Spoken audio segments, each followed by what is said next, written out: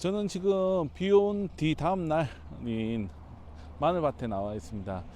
마늘밭에 나온 이유는 비가 왔기 때문에 하루 종일 배수는 잘 됐는지 혹은 문제는 없는지를 한번 체크해 보기 위해서 나왔습니다. 여러분도 만약에 비가 하루 종일 왔다, 한 번에 너무 많은 양의 폭우가 왔다, 그러면 밭을 한번 가보셔야 됩니다. 마늘이나 양파 같은 건 밭작물이기 때문에 이 배수가 잘 돼야 됩니다. 배수가 안 돼 버리면은 우리가 흔히 아는 고자리 파리 때문에 썩는다거나 흑색성 균행병처럼 이게 썩어가는 게, 뿌리 쪽이 구가 썩어가는 게 발생을 합니다. 그렇기 때문에 반드시 배수에 신경을 많이 쓰셔야 됩니다. 저도 지금 화면상으로는 잘 보이지 않겠지만 가운데 좀 넓게 하면서 일부를 좀 깊게 했습니다. 작년에 비해서는 좀 깊지 않지만은 그래도 남들보다는 좀 높여서 했거든요. 보통 비닐 더 씌우고 하면 한 10cm에서 15cm 밖에는 하지 않습니다. 저는 최소 20cm 이상, 혹은 만약에 여기 오늘처럼 배수가 만약에 안 됐다, 오늘 왔을 때 그랬으면 아마 갈리기를 이용해서 여기 구구를 했을 겁니다. 그렇듯 이게 상황을 보고 빠르게 판단하셔야 됩니다. 배수가 안 돼버리면 껍질이 상하게 되고 또 물러지고 저장성도 떨어집니다.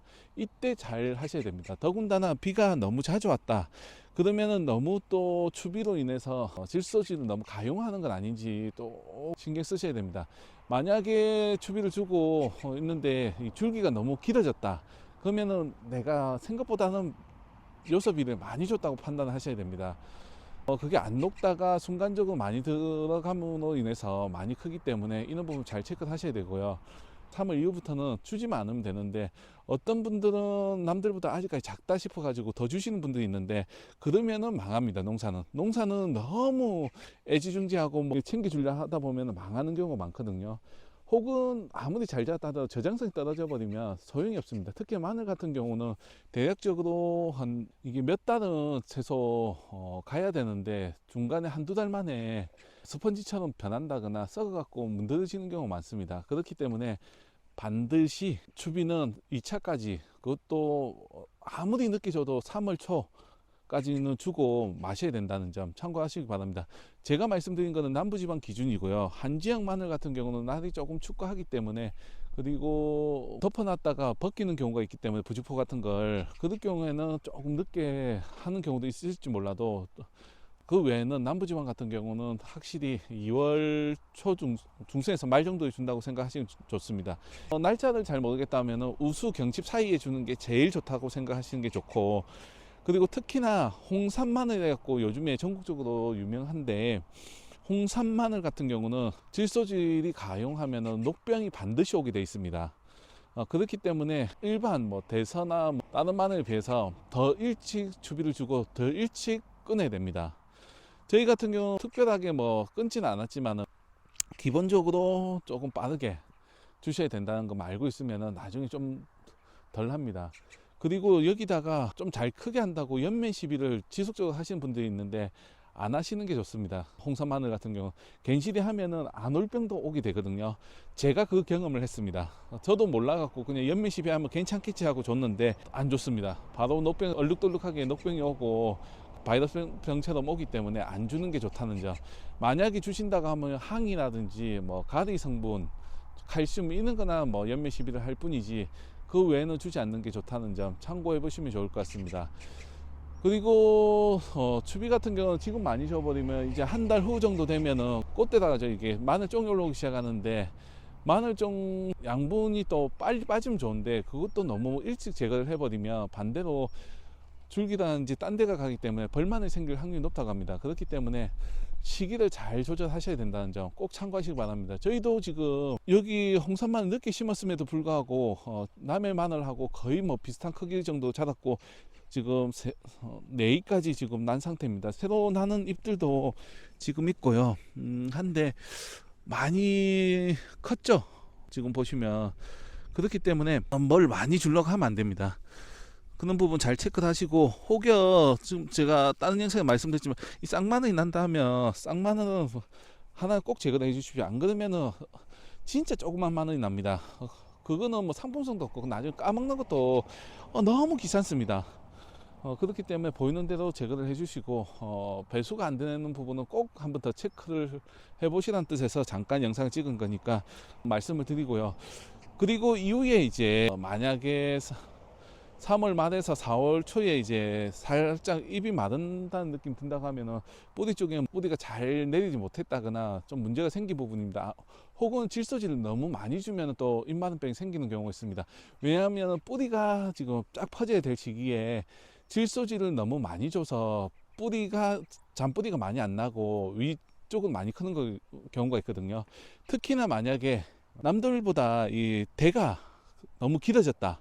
그러면 내가 질소질 너무 많이 줘서 지금 뿌리보다는 잎 쪽으로 지금 양분이 다 가는구나라고 생각을 하셔야 된다는 점 꼭 명심하시고 그 상황에 맞게끔 대처를 하셔야 된다는 점 참고하시기 바랍니다. 그리고 마지막으로 비료는 1차, 2차 뭐 상황에 따라 다르겠지만은 보통은 요즘 대세는 물 비료로 주는 걸 선호를 합니다. 영상에서 말씀드렸지만은 1차적으로 물 비료를 주게 되면은 우리가 물 비료를 줄 시기쯤 되면은 땅이 많이 건조합니다. 그리고 이게 서리빨이 생길 수 있기 때문에 물을 주면서 흙도 가라앉혀주고 좀 더 양분 손실도 막을 수 있고 제대로 줄 수가 있습니다. 그리고 또 수분 공급도 되다 보니까 아무래도 조금 회복력이 빠르겠죠. 근데 알비료 같은 경우는 단점 아무래도 뿌리기는 편합니다. 단점이라면 일단 양이 배가 됩니다. 저도 이게 1차는 물비료 줬고 2차는 다음날 비가 온다고 해서 그냥 줬는데 거의 한 3배 가까이 들더라고요. 예를 들면 한 10kg 여기 물비료 줄 양이라고 하면은 여기 한 20kg 가까이 들더라고요. 그러니까 거의 한 포대 이상 한 2배 차이가 나기 때문에 빨리 뿌리는 거 좋지만은 실제적으로 이게 효과가 나타나기에는 양이 많이 들고 제대로 또 구멍구멍마다 들어가지 않는다. 뭐 기계가 재배한 데는 이게 필름이 짝짝이 찢어지기 때문에 줄 뿌리면 하면 들어가겠지만은 이렇게 하나씩 구멍이 작은 것 같은 경우 못 들어가는 경우 많습니다. 그래서 소비도 제대로 안 되고 골고루 가지 않는다. 그리고 또 알비료 주면은 이 포기 사이에 잎 사이로 알이 들어갔다가 이게 잎을 하상을 입히는 경우가 있기 때문에 웬만하면은 물비료 주는 게 좋고 여건상 안 된다면 알비료 주되 비가 올 시기에 주는 게 제일 좋다라는 점, 혹은 또 약간 변형을 해서 알비를 주고 위에다가 물을 뿌려준다든가 뭐 이런 식으로 해서 최대한 빠르게 녹일 수 있는 방법을 선택하셔서 본인한테 맞게끔 하시는 게 좋습니다. 그것만 잘 하셔도 웬만해서는 마늘, 양파는 생각보다는 뭐 어렵지 않게 재배가 가능합니다. 요것만 잘 하시고 이제 앞으로 마늘 쫑 날 때까지 상황을 보시고, 만약에 여기 곰팡이균이나 이렇게 좀 발생했던 밭이다 그러면은 약간 비 올 때 원래 석회질을 조금 뿌려준다든가 혹은 여기다 물비료식으로 칼슘 이런 걸 좀 뿌려주면 효과는 이게 잎에 주는 게 아니라 뿌리 쪽으로 들어갈 수 있게끔 해주면은 약간 살균 효과가 있다고 하니까 그렇게라도 해보시는 걸 추천을 드리겠습니다. 원래 같으면은 거름할 때, 그러니까 반마늘 할 때 넣어야 됩니다.